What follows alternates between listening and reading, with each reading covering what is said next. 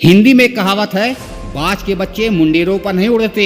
बाज, जिसे हम ईगल या शाहीन भी कहते हैं, जिस उम्र में बाकी परिंदों के बच्चे चिचियाना सीखते हैं, उस उम्र में एक मादा बाज अपने चूजे को पंजे में दबोचकर सबसे ऊंचा उड़ जाती है। पक्षियों की दुनिया में ऐसी टफ और टाइट ट्रेनिंग किसी की नहीं होती। मादा बाज अपने चूजे को लेकर लगभग 12 किलोमीटर ऊपर ले जाती है। इतनी ऊंचाई पर हवाई जहाज उड़ा करते हैं और ये दूरी तय करने में मादा बाज को 7 से 9 मिनट का समय लगता है। और यहाँ से शुरू होती है उस नन्हे चूजे की कठिन परीक्षा। उसे अब यहाँ बताया जाएगा कि तू किस लिए पैदा हुआ है, तेरी दुनिया क्या है, तेरी ऊंचाई क्या है, तेरा लक्ष्य बहुत ऊंचा है। और फिर मादा बाज उसे अपने पंजों से छोड़ देती है। धरती की ओर ऊपर से नीचे आते समय 2 किलोमीटर तक उस चूजे को आभास ही नहीं होता कि उसके साथ आखिर क्या हो रहा है। 7 किलोमीटर के बाद उस चूजे के जकड़े हुए पंख खुलने लगते हैं और करीब 9 किलोमीटर आने पर उसके पंख पूरी तरह से खुल जाते हैं। ये जीवन का पहला दौर होता है जब बाज का बच्चा पंख फड़फड़ाता है। अब धरती से वो करीब 3000 मीटर दूर है, लेकिन अभी भी उसे उड़ना नहीं आता। जैसे जैसे वो धरती के करीब आता है, वो देख सकता है अपने इलाके को।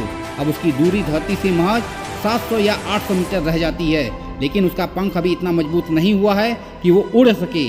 धरती से लगभग 400 या 500 मीटर की दूरी पर उसे लगने लगता है कि ये शायद उसके जीवन की अंतिम यात्रा है। फिर अचानक से एक पंजा उसे आकर अपनी गिरफ्त में लेता है और अपने पंखों के दरमियान समा लेता है। ये पंजा उसकी माँ का होता है, जो ठीक उसके ऊपर चिपक कर उड़ रही होती है। और इस तरह उसकी यही ट्रेनिंग लगातार चलती रहती है जब तक कि वह उड़ना नहीं सीख जाता।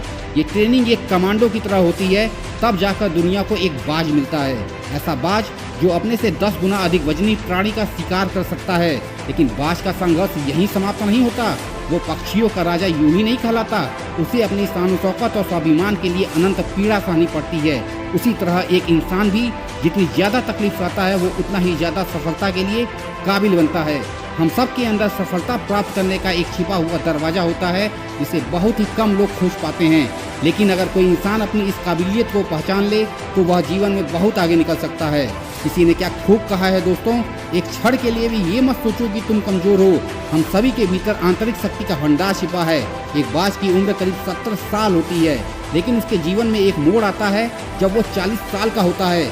उम्र के इस पड़ाव में उसकी चोंच सामने झुक जाती है, काफ़ी लचीली हो जाती है, जिससे वो शिकार नहीं कर पाता। पंख इतने भारी हो जाते हैं कि छाती से चिपक जाते हैं, जिसके कारण उड़ने में तकलीफ होती है। इसके पैर जिससे ये झपट्टा मारता है, उनके नाखून टेढ़े हो चुके होते हैं।